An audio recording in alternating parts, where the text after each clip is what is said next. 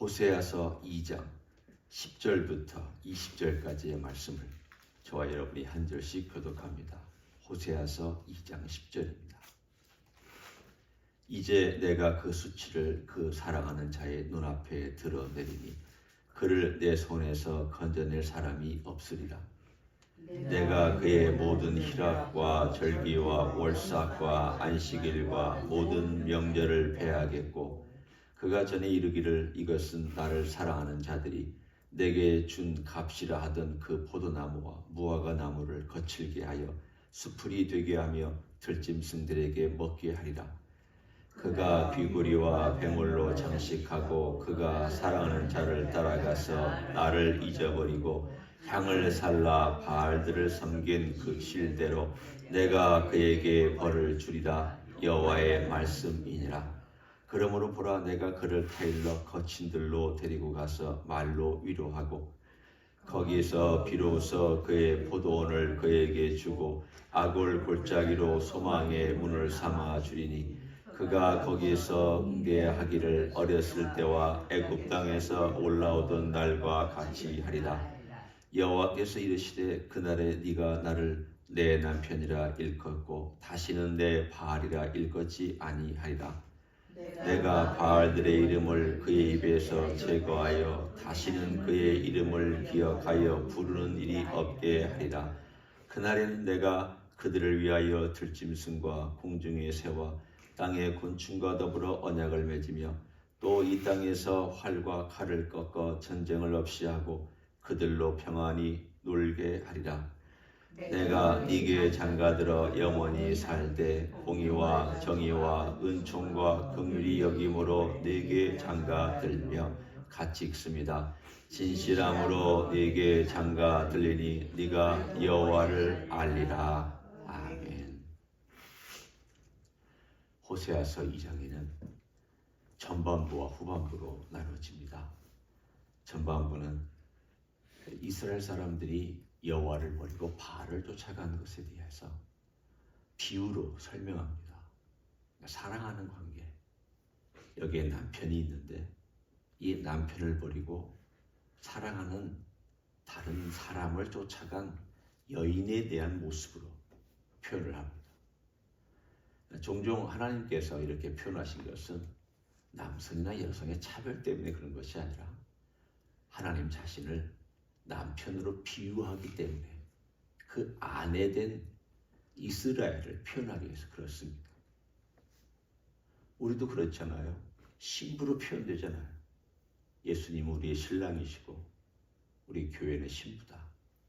그것은 이 깊은 관계, 부부 관계처럼 뗄래야 뗄 수 없고 어떤 관계나 사이도 끼어들지 말아야 되는 관계를 설명하기 위해서 그렇습니다. 부부관계 사이에는 누구도 끼어들어서는 안 됩니다.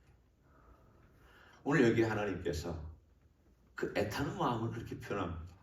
내가 네 남편인데 너는 왜 자꾸 눈을 딴 데 돌리느냐? 딴 데 돌려서 그들이 뭘로 놀 꾀였느냐? 그래서 그 꾀엔 이 눈이 쉽게 얘기하면 눈이 돌아간다고 보통 표현하죠. 눈이 딴 데 돌아가서 그걸 쫓아가고 있는 그 대상이 누구였느냐? 오늘 성경에 보면 바알이었습니다. 보통 성경에 보면은 단수로 바알이라고 나오기도 하고 바알들이라고 나오기도 합니다.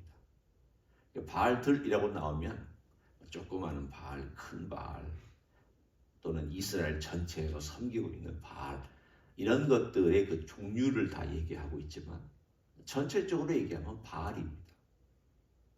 그러면 그 옛날 지금 이게 주전 750년 격입니다. 아직 이스라엘 북왕국이 있을 때입니다.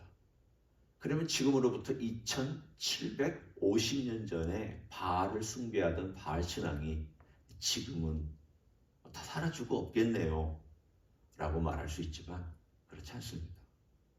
먼저 간단하게 바알 신앙이 뭔지를, 요즘 시대의 바알 신앙이 뭔지를 설명하고 우리 하나님께서 어떻게 그것을 회복시키시는지를 나누기를 원합니다. 바알 신앙은 쉽게 얘기하면 돈 밝히는 겁니다. 밝히는 겁니다. 돈을 밝히는데 이것을 성경적으로 지지해 주는 것이 바알 신앙입니다. 요즘에 이것과 거의 대등하게 비슷한 것이 번영신학이라고 보통 얘기하는 것입니다. 여러분, 번영신학 그러니까 그렇지, 사실은 세상에 살고 있는 그리스도인들은 어느 정도 여기에 물들어 있습니다. 목사도, 장로도, 권사도, 전도사도, 사실은 인생들이 이 바알 신학에 물들지 않는 사람은 없습니다. 왜 그러느냐? 제가 설명합니다. 잘 돼야 됩니다. 돈 많이 벌어야 됩니다. 출세해야 됩니다. 자식 잘 돼야 됩니다. 건강해야 됩니다. 부자가 되어야 됩니다. 이 세상에서 인정받아야 됩니다. 많은 사람들 앞에서 뛰어나야 됩니다. 자, 제가 지금 한 8가지 정도를 들었는데 이거 다 좋아하시잖아요. 다 그렇게 되고 싶어 하잖아요. 그런데 이 바알 신학은 뭐라고 그러냐면 거기에 한 가지를 붙입니다. 반드시 그렇게 돼야 된다. 예수 믿으면 반드시 부자가 돼야 된다. 예수 믿으면 반드시 건강해야 된다. 예수 믿으면 반드시 출세해야 된다. 예수 믿으면 반드시 이 세상에서 뛰어나야 된다. 이 반드시를 붙여놓습니다. 그래서 이 구약에 있는 이야기들을 특별히 신명기를 들었다가 하나님이 복을 주시면 이렇게 되고 떡강주리가 잘 되고 자식들이 잘 되고 자식들이 번성한다는 것을 계속 무슨 표현처럼 갖다 듭니다. 그러나 구약은 신약에 비추어서 해석을 항상 해야 됩니다. 신약이 뭐라고 말씀하셨습니까? 마태복음에는 마음이 가난한 자라고 되어 있습니다. 하지만 마가복음은 가난한 자가 복이 있다고 되어 있습니다. 마음뿐만이 아니라 우리의 삶이 가난한 게 오히려 복이다. 그리고 의에 굶주리고 의에 줄인 자가 복이 있다. 의에 줄이는 게 그럼 의를 사모하는 걸까? 아닙니다. 의 때문에 배고파하고 의 때문에 고통당하고 의 때문에 손해보고 의로운 삶을 주님이 내게 주신 그 삶의 기준을 따라가다 보니까 고통당하는 그 사람이 복이 있다고 얘기하지. 너 잘 되기 위해서 의 없애버리고 너 돈 벌기 위해서 살짝 타협하고 너 이 세상에서 잘 되기 위해서 거짓말하고 하는 것, 그 복이 있다고 말하지 않습니다. 이 세상에서 살다 보면 돈 벌기 위해서 얼마나 수단과 방법을 가리지 않고 해야 되는지 모릅니다. 그러면 생각해 보십시오. 정말 하나님께서 복이 있다고 한 바알 신앙에 타협하지 아니하고 여호와 신앙으로 정말 정직하고 바르고 하나님 기뻐하시는 삶을 살면 부자 되기 쉽겠습니까? 쉽지 않습니다. 돈 벌기 쉽겠습니까? 쉽지 않습니다. 이 세상이 그렇게 놔두질 않습니다. 물론 그렇게 돈 번 사람도 있습니다. 그러나 제가 말씀드린 것은 쉽지 않다는 뜻입니다. 타협하기 정말 쉽습니다. 우리 그리스도인들도 살다 보면 원칙 그냥 타협해버립니다. 세상 사람들과 같이 그냥 걸어가 버립니다. 내가 편안할 수만 있다면, 내가 돈을 얻을 수만 있다면, 내가 이 땅에서 뭔가만 내가 누릴 수만 있다면 쉽게 타협해버립니다. 오늘 그런 신앙이 2750년에 이스라엘 땅에 만연했습니다. 지금도 있습니다. 우리 가운데 있습니다. 왜냐하면 그 중심에 욕심이 바알 신앙을 만들어냅니다. 바알은 다른 거 아닙니다. 내 욕심을 투영한 것들입니다. 돈에 우상이 있으면 그게 바알이고, 자식을 자랑하고 자식을 드리고 싶으면 그게 바알이고, 내가 잘하고 능력이 많으면 그 능력을 드러내고 싶은 게 바알이고, 내가 재산이 많으면 그거 드러내고 싶은 게 그게 바알입니다. 그러면 이것에 대한 하나님의 치료는 뭘까? 하나님께서 어떻게 치료하시는지를 한번 보십시오. 14절입니다. 그러므로 보라, 내가 그를 타일러 거친 들로 데리고 가서. 여기 먼저 하나님께서 말로 위로하시기 전에 거친 들로 데리고 간다는 말씀이 있습니다. 그리고 또한 10절에 보면 그 거친 들이 무언가를 설명하는 내용이 나옵니다. 이제 내가 그 수치를 그 사랑하는 자의 눈앞에 드러내리니 그를 내 손에서 건져낼 사람이 없으리라. 내가 그의 모든 희락과 절기와 월삭과 안식일과 모든 명절을 패하겠고. 바꿔 얘기하면 이런 뜻입니다. 하나님께서 빼앗아 가실 때가 있다. 그렇죠? 내가 네 건강 빼앗아 가보겠다. 내가 네 재산 빼앗아 가겠다. 내가 네 아들 빼앗아 가겠다. 내가 너의 땅 빼앗아 가겠다. 너의 돈 빼앗아 가겠다. 네가 그렇게 자랑하고 네가 그렇게 따라가고 네가 그렇게 욕심내고 그렇게 안절부절하지 못하고 그렇게 붙잡고 있는 거 내가 다 뺏어 가겠다. 그리고 너를 거친 들로 데려가겠다. 우리가 얼마나 욕망덩어리며 우리가 얼마나 욕심이 많은 인생인지를 언제 깨닫느냐. 편할 때는 잘 모릅니다. 잘 될 때는 잘 모릅니다. 건강할 때 모르고 사업이 잘 될 때도 깨닫지 못합니다. 건강을 완전히 잃어버리고 나서야 하나님이 나를 축복해 주시는데, 자기의 모든 것들을 뺏겨보고 나서야 하나님이 그때 나를 도와주셨는데 내가 왜 내 마음대로 했을까? 왜 내가 내 뜻대로 했을까? 내가 뭘 쫓았을까? 내가 뭘 바라봤을까? 그때서야 깨닫기 시작합니다. 물론 꼭 거친 들이 데려갔다고 다 깨닫는 것도 아닙니다. 하지만 하나님께서 이스라엘 백성을 거친 들로 몰고 가셨습니다. 그리고 그들을 그 척박한 환경 속에 그냥 놔두셨습니다. 그 척박한 환경 속에서 그들이 처음에는 하나님 원망하겠죠. 불평하겠죠. 처음에는 하나님 어떻게 이럴 수 있느냐라고 하나님께 온갖 종류의 불평들을 털어놓겠죠. 그러다가 좀 정신이 차려지면 가만히 앉아서 생각할 것입니다. 우리가 왜 이렇게 됐나? 왜 일이 생겼나? 왜 이런 문제가 우리에게 터졌나?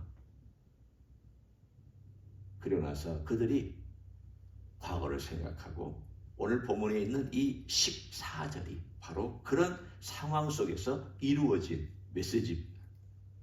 참 멋있는, 너무나도 우리 주님께서, 하나님께서 자기 백성을 향한 그분의 그 애틋한 사랑, 그러나 여전히 무언가를 하시고 싶은데 때를 기다리고 있는 그 사랑을 볼 수 있습니다. 그러므로 보라, 내가 그를 타일러 거친 들로 데리고 가서, 거친 들에 가서 대화를 시작합니다.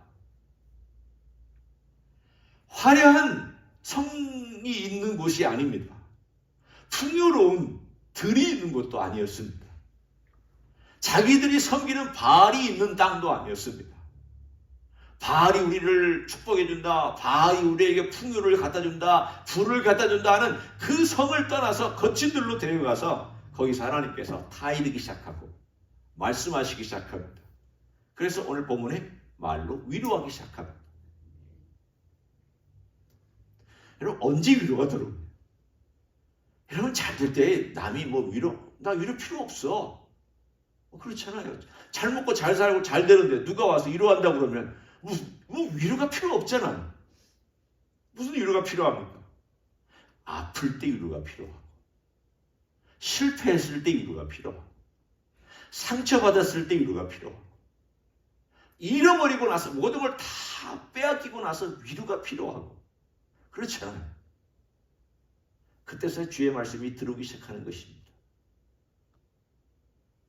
하나님께서 그때서 비로소 언제 회복하느냐? 위로하시고 나고 하나님의 말씀이 들려오고 하나님의 말씀이 가슴속에 깊이 들어갈 그때, 우리의 삶도 가만히 보면 내가 왜 이렇게 욕심이 많은가? 뭐 욕심이 많다고 해서 온 세상을 다 욕심 부린다는 그런 뜻이 아닙니다. 자질구레한 것들 보면은 정말 우리의 삶이 자질구레한 것들에 대한 욕심들입니다. 거대한 뭐 나라를 하나 주십시오.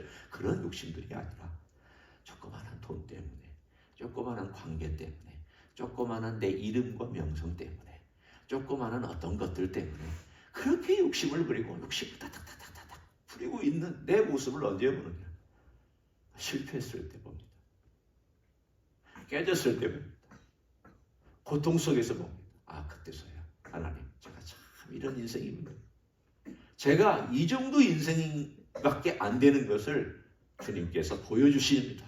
그러면서 그때서야 하나님의 말씀을 듣기 시작해요. 저는 이 14절의 말씀이 얼마나 이 호세아서에서 비밀과 같은, 보석과 같은 그러한 메시지로 저에게 들려옵니다. 그러므로 보라, 내가 그를 타일러 거친 둘로 데려가서 말로 위로하고. 15절. 그리고 그 다음입니다. 거기서 비로소 그의 포도원을 그에게 주고 악을 골짜기로 소망의 문을 삼아주리니 그가 거기서 응대하기를 어렸을 때와 애굽 땅에서 올라오던 날과 같이 하리라. 그러면 이게 애굽 땅에서 올라오던 때에 뭔가를 한번 잘 생각해 보십시오. 그때는 광야를 얘기합니다. 그 어렸을 때 광야에서 이렇게 올라오던 때니까, 그럼 광야에서 올라오던 때에는 포도원이 있었습니까? 없었습니다. 아무것도 없었습니다. 그런데 하나님 만나 먹여주시고 광야에서 물을 주셨고 다 공급해 주셨습니다. 그러니까 오늘 여기 15절의 말을 들어보면은 포도원을 그에게 준다는 것은 그러면 다시 포도원을 준다는 뜻입니까? 악을 골짜기를 소망의 문을 삼아준다는 것은 무슨 뜻입니까? 생각해보면 두 가지가 해석이 가능합니다. 하나는 광야 그 자체를 하나님께서 변화시켜 주시겠다는 것. 악을 골짜기는 우리가 잘 알고 있지만 여호수아 시대 거기에서 아간이 돌에 맞아서 그 식구들이 죽었던 곳입니다. 그러니까 이 아간이 죽었던 그 악을 골짜기, 보통 우리가 악을 골짜기 빈들에도 사실은 이곳은 심판받는 골짜기죠. 바꿔 얘기하면 하나님께서 네가 심판받은 곳을 내가 축복으로 바꿔주겠다. 때가 되면 네 거친 광야를 내가 오히려 만나를 주고 너에게 생활 터쳐주는 곳으로 변하게 해주겠다. 저는 그 뜻으로 이것을 받아들입니다. 하나님께서 다시 바알에 있는 성으로 되돌아가도록 하지 않으셔도 이 거친들이 오히려 샘이 흐르고 이곳에서 하나님의 만나를 경험하는 축복을 하나님께서 약속해 주셨습니다. 우리 인생 오늘 혹은 2024년도 한 해가 어떤 생각이 들지 우리는 모릅니다. 한편으로는 내가 만약 교만하거나 내가 만약 자만하고 있다면 하나님께서 나에게 고난을 주실 수도 있겠다. 아픈 일들도 있을 수 있겠다. 어떨 때는 깨닫지 못하면 하나님께서 그렇게 하실 때 있습니다. 그럼에도 불구하고 하나님 아버지 앞에서 내가 그 빈들, 거친들이 내게 다가왔을 때 그 거친들, 빈들에서 내가 어떻게 살아가야 할까? 오늘 주신 말씀을 생각하십시오. 주님께서 나를 거친들로 데려오셔서 타이르시고 위로하시고 말씀해 주시고 그 거친들의 만나를 주시고 샘을 흐르게 하시는 놀라운 역사가 뒤에 반드시 기다리고 있을 것이다. 주님은 그런 하나님이시다.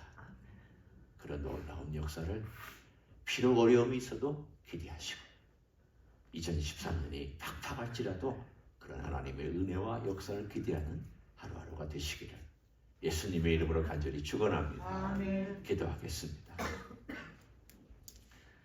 하나님 고맙습니다. 세상이 여전히 어렵고 힘듭니다. 그러나 우리를 안전하게 지켜주신 것을 감사합니다. 그렇지만 때때로 우리를 거친 들에 몰아가시기도 하고 거친 광야에서 우리를 놔두시기도 하는 것처럼 느낄 때가 있습니다.